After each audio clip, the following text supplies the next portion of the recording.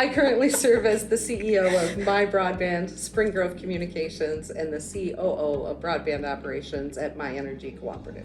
I was meant to be there for a year. 21 years later, I forgot to leave. So we've always had tight community binds at all the companies. We have tons of employees, locally. We employ local people, and they're very active in their communities. So some are Lions members, some work on emergency services, chambers, EDA boards. We have used the TechShield product for many years. In our industry, we're in it all day, every day, and so things like antivirus and threat protection is second nature for us. That doesn't mean it is for every single one of our customers. We consider it our job to put tools in their hands to feel safe and secure on the internet. We use cybersecurity services, very important in this time.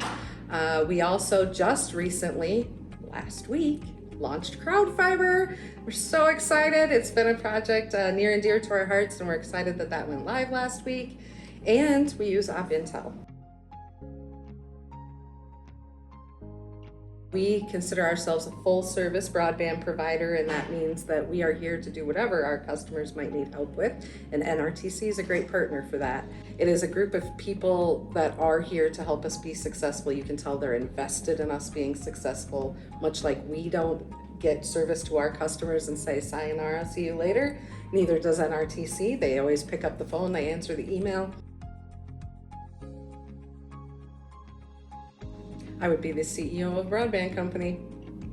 Our core focus is making lives better by helping people get a fabulous experience from their connection, and who doesn't want to be a part of that?